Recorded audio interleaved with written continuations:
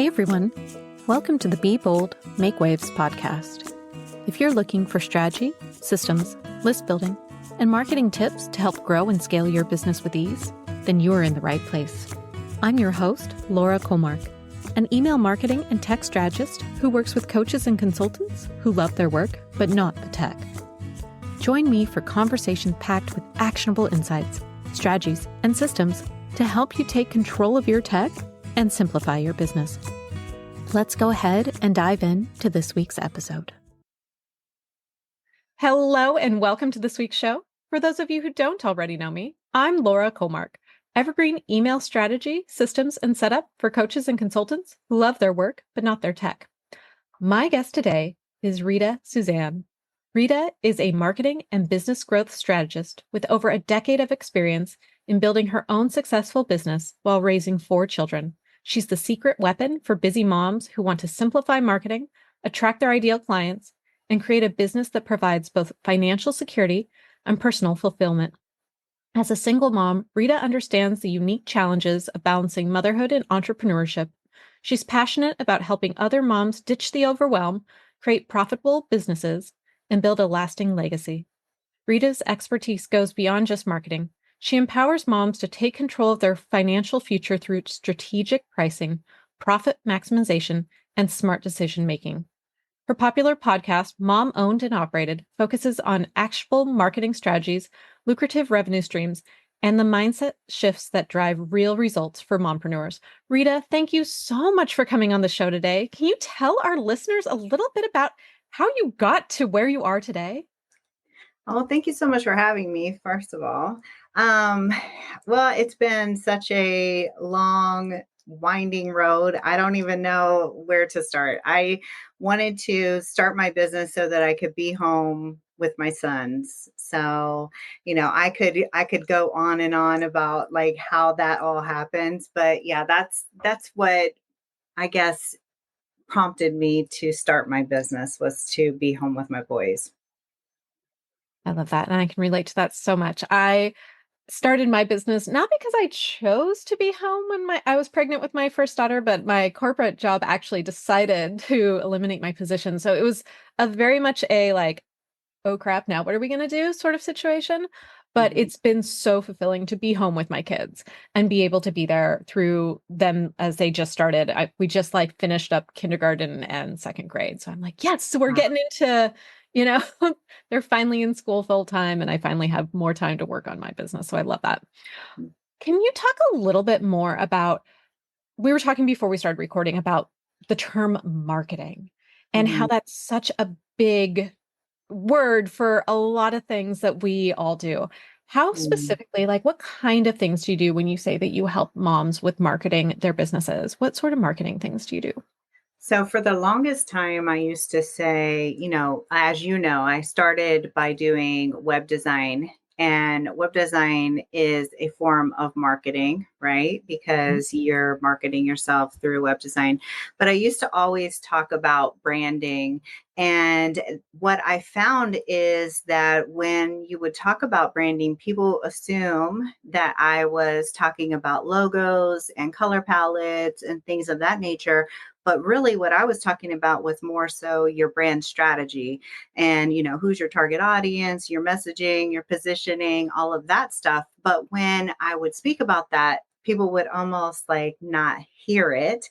And so then I started to talk more about marketing because that's what they really wanted to hear. They wanted to hear about marketing. And so really, in order to effectively market your business, you have to have that really critical piece, which is your brand strategy in order. And, there's so many aspects of marketing your business, but if you don't have that brand strategy piece in order, like who is your target? And then how are you going to reach them, right? Because no matter who your target is, there's different ways to really connect with them. So you have to really figure out what is the best way for you and your business to connect with your target audience. And so I guess it just really depends on what's going to work for you. Absolutely. So when we were reading off the bio, it talked about helping moms kind of ditch the overwhelm. What's one of the Mhm. things you find with your clients that they're coming to you and they are like feeling so overwhelmed with all the things? How do you help them get past that?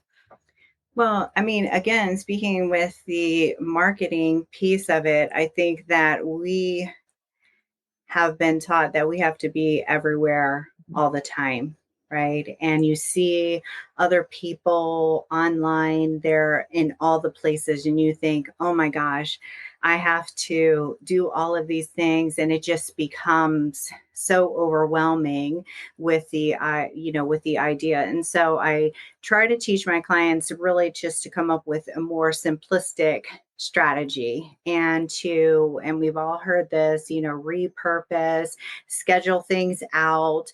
And now using AI, we can kind of really just take off pieces and extract things and cut out pieces from maybe a blog post and pull out quotes that we want to use, and maybe video pieces from other things, and utilizing these things in order to kind of take some of that off of our plate. And obviously, we want to delegate.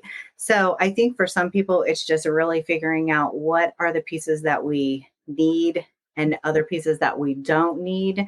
And again, just having somebody else who's going to kind of show you the way versus like just sitting here figuring out, like, oh, what do I need to do? or or instead, I need to do all the things, let me figure out how to make all the things happen. Or somebody else just telling you, you don't really need to do all the things, right? Like, you I don't. No, absolutely not. I find I struggle so much with looking at my own business because I'm so close to it. And then I have friends that, I mean, I have one of my really good friends, Nicole Kepek. She's been on the podcast before. She's a copywriter. I'll link her episode up in the show notes. Nicole, I was talking to her the other day. I was like, oh, I have this great idea. You can do this. And oh, you could do this. Oh, it'd be really cool for you to talk about. And because I told her, like, she has, we have an evergreen email nurture sequence we put together for her a little over a year ago, to put some of her email stuff. Because I felt so bad because she has these great emails. And I'm like, I feel so bad for the people just now getting on your list because they will never get this beauty that Yeah. you wrote that was so good. And also, you're not reusing that content. So Hmm. let's put it on an evergreen sequence so that people will get those emails continuously. And then she's like, oh, I need to come up with some more ideas. I'm like, I got a ton of ideas of things you can talk about because it's not my business. It's Right. easy for me to see it from the outside. So I love getting, for me, outside perspectives as well on things that I can do for marketing, for, different content to put out, because again, we're so close to it. Hmm. It can I be so. used to feel like such a hypocrite when I would tell my clients things that they should be doing in their business that I wasn't doing in my own business. I'm like, listen, listen, just believe me. Just take my word for it. Just believe me. I know what I'm talking about. Like, I know it doesn't look like it, but I know what I'm saying. I remember I had told a group I was in, a little like accountability group. I'm like, oh, we're gonna start working with this um not Facebook, Instagram gal, and she's gonna do my Instagram. She's like, well, I just went and looked at her Instagram. There's like nothing on it. I'm like, well, don't look at her Instagram. Go look at her client's Instagram. She doesn't have Right. time to do her own. And I know And I that. think that's the truth, right? Like, you have to really take that into consideration. But I got so wrapped up in feeling like that, and I think that's something that we need to, as service providers, not really feel that shame associated with it, because I think we do that to ourselves way too often. Do you have, and it's okay to say no because you don't pick favorites, but do you have a specific platform right now that you're finding clients are getting a lot more results from, or where are you kind of recommending people go? I'm loving Instagram right now. But I mean, my favorite thing has always been build your email list. Like, I still feel that people should continuously drive leads to build their email list. That should be your number one thing. And I heard this analogy that I just loved, and I just am holding on to it. There's two of them, but I'm just going to tell you one that I've been holding on to, and it's like the 10-3-1. And the 10 is like there's these 10 things that business owners who are maybe not making so much money are focusing on. And it's, there's, let's just name 10 different things, maybe like their design, their, just 10 different random things, right? And inside of that is fulfillment, sales, leads, maybe their design, their marketing, their emails, their website, and just 10 random things. And then you have the business owners who are maybe making a little bit more money, and they're focusing on three things. And the three things that they're focusing on are their sales, their leads, and their fulfillment. And those business owners are making like middle range. But the business owners who are really, really killing it, the richer business owners, are focusing on one thing. And what do you think it is? Nurturing that email list. It's leads. It's leads. Everybody assumes that it's sales, right? They assume the thing that they should be focusing in on is sales, but it should be a continuous drive to push more leads into your business, right? Because the more leads you have, the more sales you'll get, the more you can fulfill the sales. And so I think oftentimes people feel like they need to focus in on, especially like one of the newest free things that I created is a freebie guide. It's like, are you really marketing, right? Because as mom business owners, we're like caught up in the busyness of our days, updating our websites, sending out this, doing this kind of busy work, updating our systems, these things. And we're like, oh my gosh, I'm so busy. I'm so this, I'm so that. But are you actually marketing? Are you driving any leads into your business? Right? That's what you need. Those are the things that you really need to be focusing on. And I think that we get so caught up in these other things, these shiny things, that we don't really focus in on the thing that we should be focusing on. Absolutely. Something else that I feel like I see a lot lately that is kind of like, oh, it hurts my soul is when people are in launch mode and, they're running ads, they're getting all these new leads coming in, their list is growing. And then they get done with the burnout of launch and they kind of stop emailing. And I'm like, Yeah. no, you have to keep nurturing because not everyone bought. And that's okay because they're not going to right away. Yeah. Sometimes, what is it? It's like 7 or 10 touch points. Sometimes it's years for someone to buy. You have to nurture those new people that came in. Yeah. And So one strategy that I like for email, especially like not during a launch period, right? Like is obviously using some segmentation, right? Like turning this off during a launch period, but it would come back on, would be automating some just regular emails. So let's say that you go in there and you create 3 to 4 months worth of educational email. Obviously, you tell some stories, you educate, you sell, you pitch at the end of each of these emails, right? And then you automate that for goes out once a week for 3 months. You have a new email that comes out every single month for 3 to 4 months. And that way it's kind of on autopilot and you don't have to really think about it. And you can just, write that stuff up for the next 3-4 months. And then you have it out there and you don't have to really worry about it, especially during periods of that, like that, right? You could just, you set it and you forget it because we do get in those periods where we can't always come up with new stuff. exactly. And then you're also repurposing that past content. Because yeah, Right. that's exactly. I was doing mostly web design. We talked when we first met a few months back. And then Mhm. I did a full pivot. It's not a pivot. I'm sorry. Let me rephrase that. I did a niche down Yeah.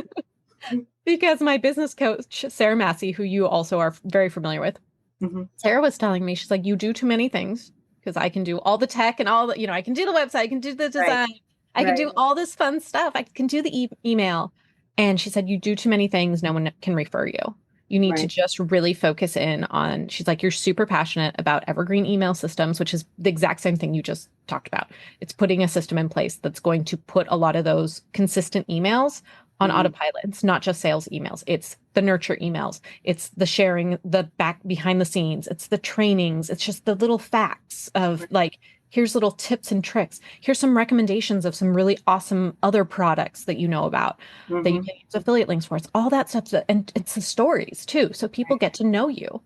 And Hmm. it's putting those pieces in that I've been really like honing in on an offer to, for my audience to be able to put in place where they can put a lot of that on autopilot. Because again, as busy moms, there's so many things to do. And so often we put that email as the Yeah. last thing that we want to, it's just on that to-do list. And sometimes we're not in the mood to like be creative and write the email.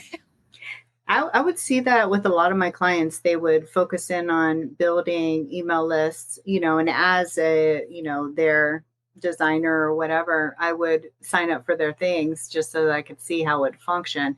And the one of the things I would notice is that a lot of them wouldn't have a welcome sequence. Their nurture sequences would be very weak, So I think that those are things that although they are time consuming, you just have to just remember how important they are because you're getting that personal space with somebody that is, they're choosing to be with you versus like that social media where you're just coming on their feed and it's less personal. Yep, absolutely.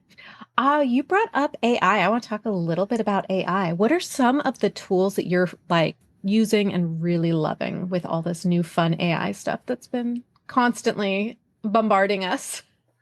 So everybody loves chat gtp. I'm not huge. I don't use it. Not because I don't think it's good. I think that it has its place, but I personally use Gemini, which is Google's baby, and I use it just because,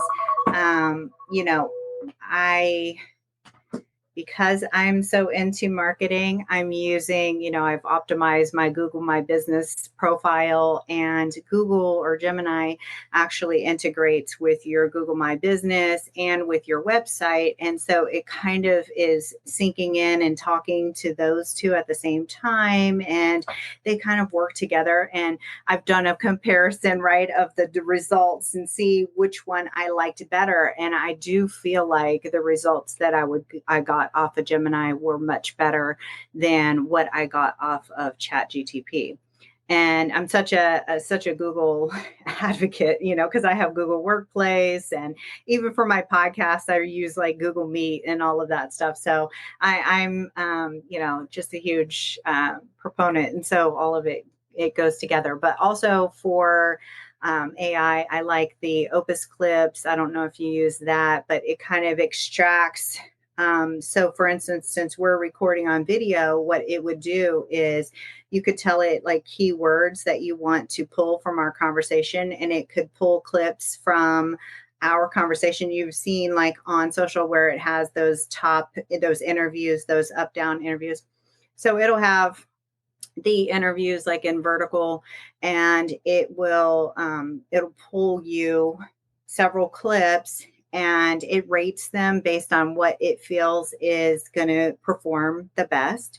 And then it'll add the captions, and you can edit it from there. So that one is also very nice. You can also take maybe a blog post of yours or something like that, put it into chat gtp or whatever your provider is, and like I said, pull quotes out of there to use in like a Canva or something like that in order to make images and things of that nature. So those are my favorite. I don't really try to get too complicated, too complex in the AI, because I like to keep it pretty simple.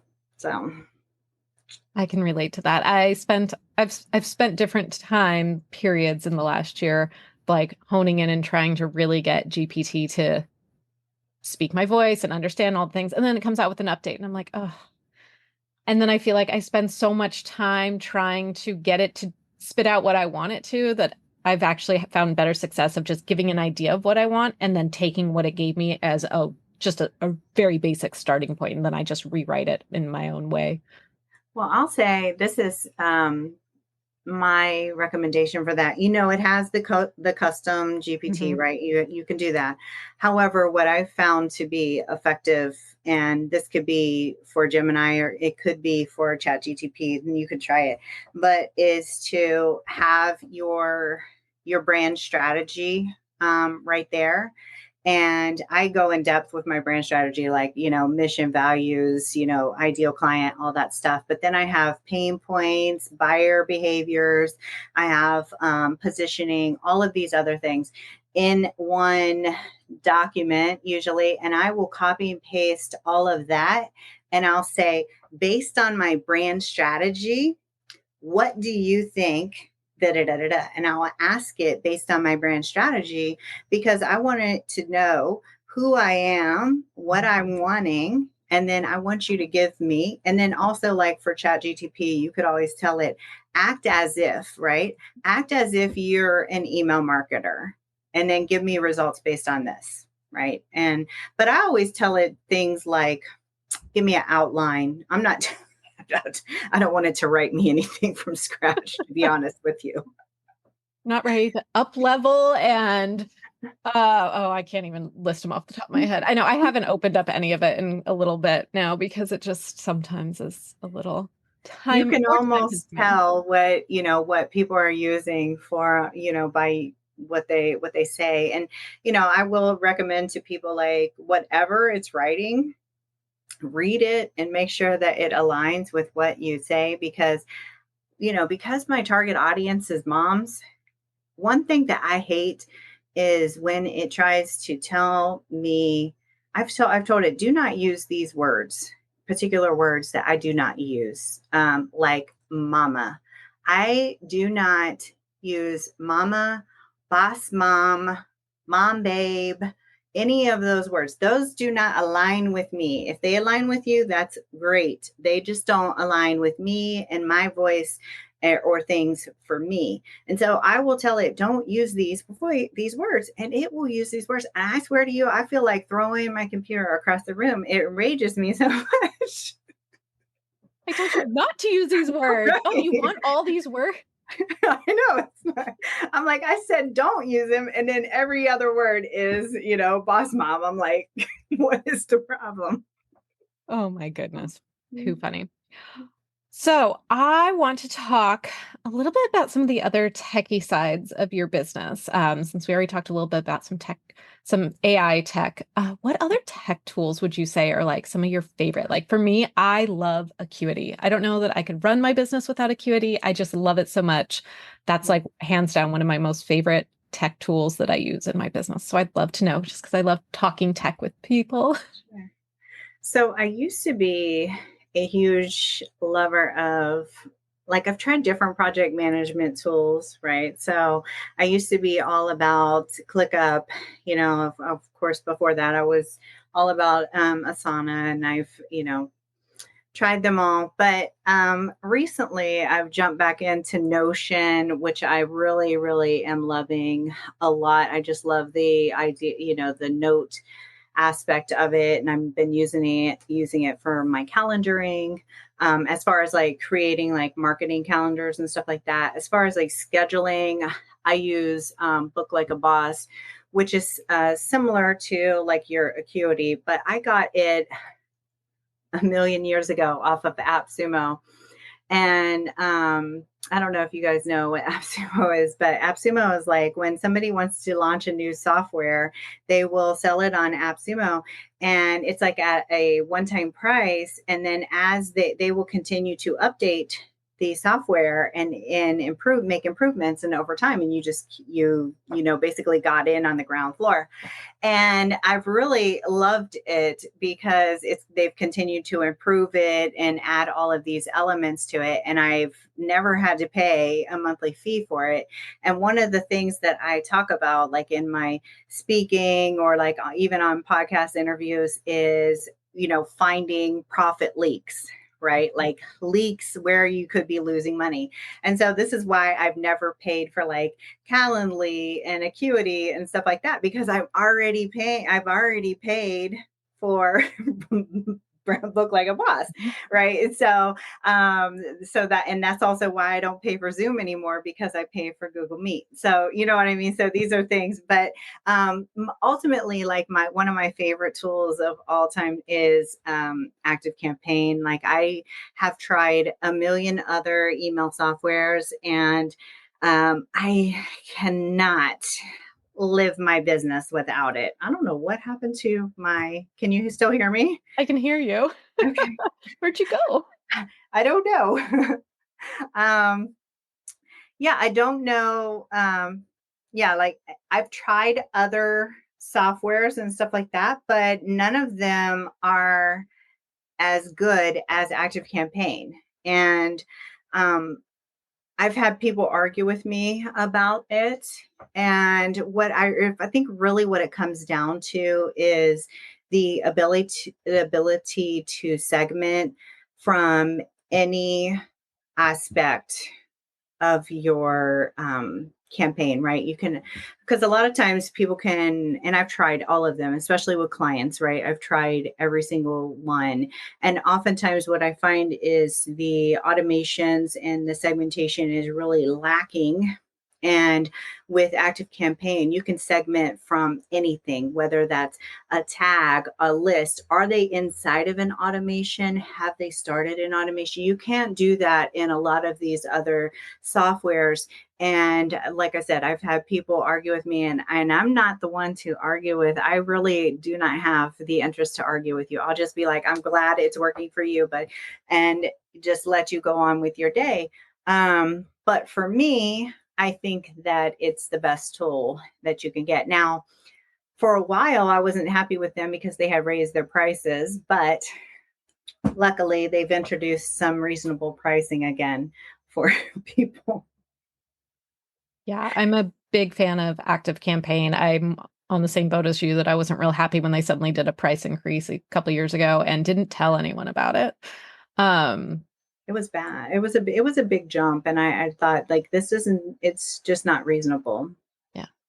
But I mean, it can do so much more that like, and there's some little things that's not, but I mean, I was working in a client's ConvertKit account and I just wanted to alert her when someone got to a certain place in the automation.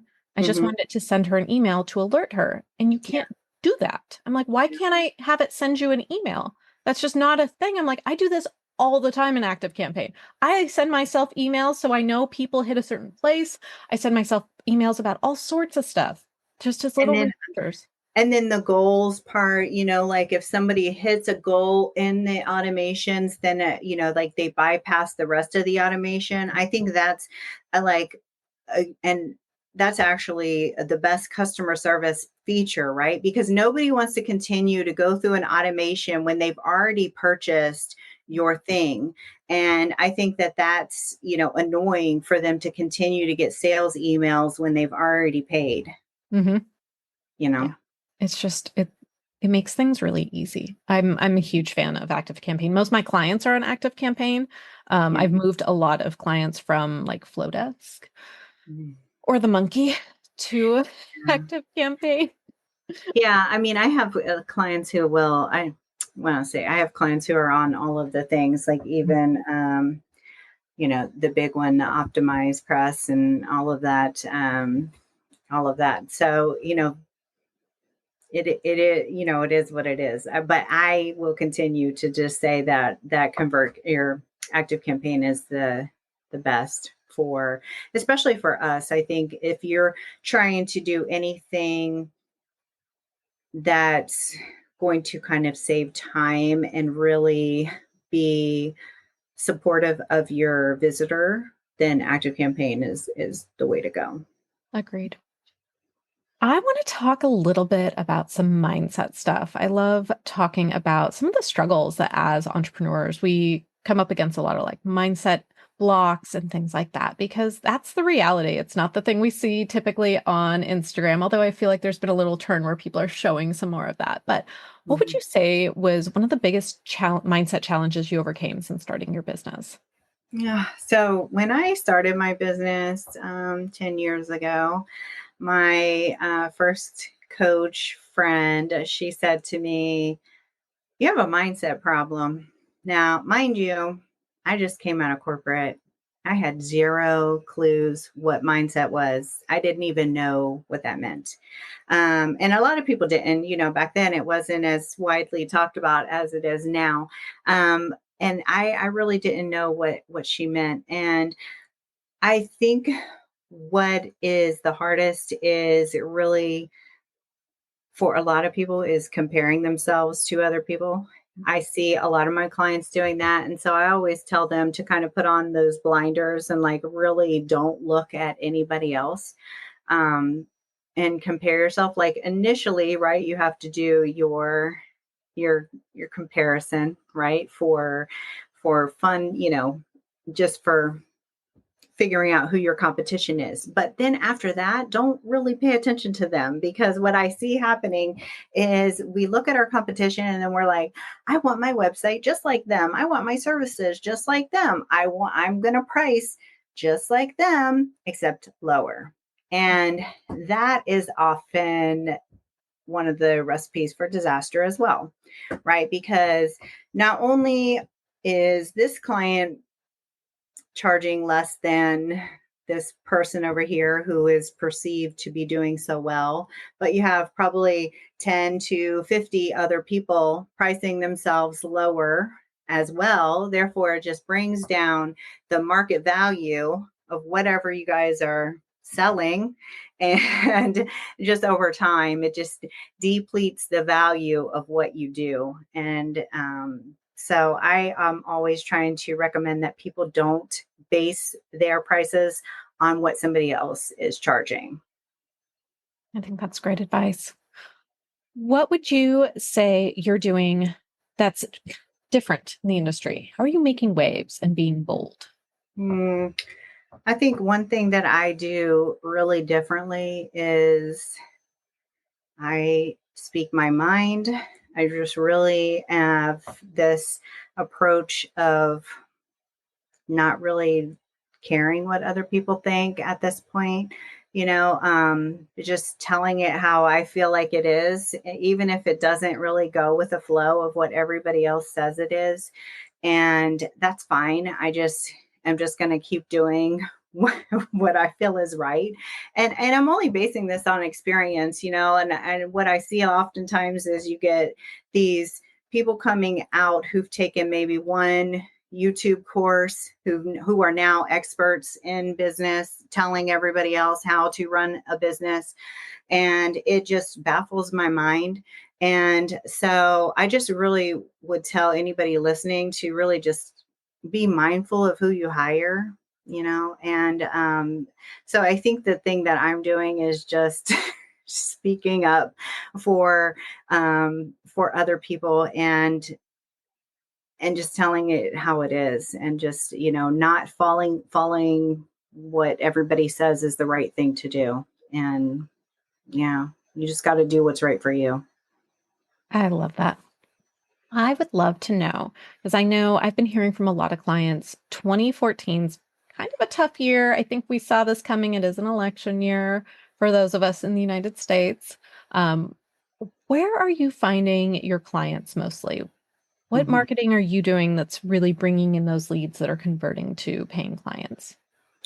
Yeah, so I still am getting referrals from old clients, even though I feel like they have, obviously it's like that river kind of runs dry after a certain period of time. I still have clients who come to me even still after, me stopping web design, starting web design. So, they still come back to me for, projects here and there.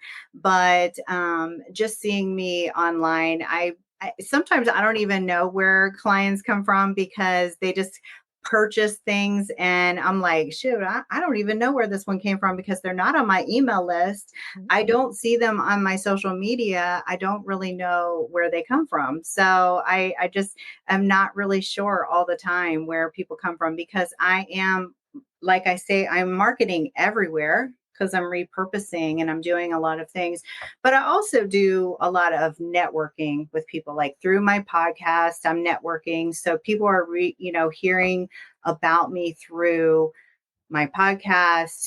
I do my local networking. And then I've done like some local speaking and stuff like that as well.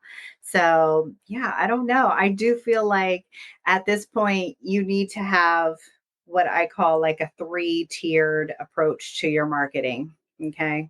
And so that means you need you need to network locally, whether that's just like once or twice a month, like really just find an event that works for you and do something locally, and connect with other people.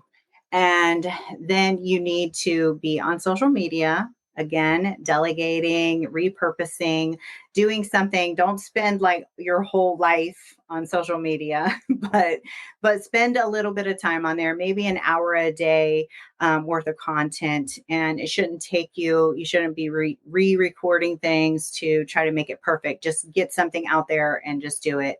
And then the third tier is your online marketing. And so what that it means is, like I mentioned earlier, your SEO, your Google My Business, your website, and your email, all of those things kind of are together and they kind of run together and kind of, drive that online presence. And you need to make sure that all those things are kind of working cohesively. And yeah, so. So as a online business, I mean, my business is fully online. It's rare I work with local clients. Mhm. I don't know that I have a Google My Business because I don't really want to put my address on the map for that. Mhm. What do you recommend for online, fully, 100% online business owners in terms of Google My Business? I mean, I'm fully online as well, but I just have a virtual address that I use for my business. And you can still do, and Google My Business is still beneficial for a solely online business because it helps you get found online. It gives you more credibility online as well, because even if you're not a local business, it's going to help you. Google's going to see you out there, right? Mhm. It's going to help you rank a little bit better. You're going to be able to get more reviews off of people up there. So one approach that you can do with Google My Business is to ask people to submit reviews. But let's say you have a bunch of testimonials, and this is something I need to do or have my assistant do. But let's say you have a bunch of testimonials. You can take a screenshot of those testimonials and upload those as images to your Google My Business, and they're still there giving you credibility, even though they're not added as that image or as that actual physical written thing. And then so every week, just try to go in there and add more content. So one thing that I do with my Google My Business profile is I use Social Bee as my scheduler, which also an AppSumo purchase. It was a good one. Lucky. I got that just a couple years ago. So I love Social Bee, but so Social Bee connects to your Google profile. So every time that I have a post that goes out, it goes to my Google profile as well, because I want to then share with Google. I have new content coming out and it goes to Google as well. So we're going to continuously do that because we're sharing all of our new stuff. And just like another tidbit I'm going to share with everybody, so this is a little insider, but so on LinkedIn, you can do newsletters, right? And so if you already have your email newsletter that you're sending out, what I did recently was I created a newsletter for LinkedIn, and it's called Mom's Guide to Marketing. So I created it on LinkedIn, and almost instantly I had like 100 people sign up for it. The good thing about it is the emails or the newsletters that I share on my LinkedIn go to not only their feed, but they go to people's inboxes. And so they go to the subscribers inbox, even though they subscribed on LinkedIn, and then they can read it on in their inbox. And then obviously it's going to click them out to take them over to LinkedIn to read the rest of it. However, that means you don't get access to their email address. However, you're still getting in their inbox. And you don't have to market it at all. LinkedIn is marketing to other people to get you signed up, to get you subscribers, basically, to get you more exposure. You can include links in there, and you can get them subscribed and signed up in other ways to your business. So again, when you say like, how are you I have no idea, because I have all of these these revenue, like all these different ways of marketing, that I'm not really sure how people come in, because I'm marketing pretty much everywhere. Oh, I love that. I have so many like ideas percolating right now that I'm very excited to start implementing after Yay. this later this week. I could sit here and talk to you all day. This is so much fun. I love talking all things website, tech, marketing. This is beyond fun. I do have one question that I ask everyone who comes on the podcast, and that is, what is one piece of advice you would give to someone when they are growing and scaling their business to help them be bolder, be louder, and make waves? I think that the one thing I tell people right away is to get help, like to hire out almost immediately if you can.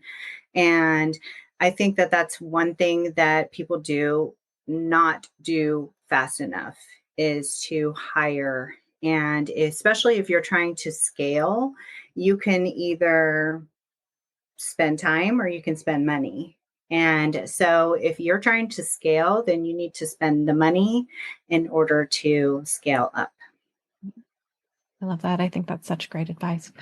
Rita, thank you so much for coming on the show today. Can you tell our listeners where they can come find you, hang out with you, sign up for your email list, sign up for your LinkedIn Mom's Marketing Tip newsletter?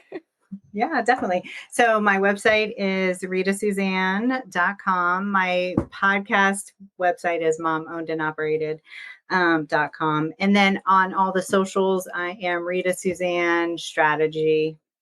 That's it. I'm over mostly on Instagram, but I'm everywhere pretty much. Love that. I will link all those up in the show notes. Thank you so much for coming on today. This was such a fun conversation. Thank you so much for having me. Thanks so much for listening to this week's episode. Be sure to check out the show notes at lauracomark.com/podcast. And if you're ready to get more sales without more work, save time so you can focus on the work that you do love, and automate and simplify the back end of your business, grab my free resource, How to Get More Sales from Your Email List on Autopilot. Head on over to lauracomark.com/email. And don't forget to follow the show and leave a review in your favorite podcast app. It helps get this show in front of other business owners who want to grow and scale with ease. Thanks again for listening. I'll see you in the next episode. Bye now.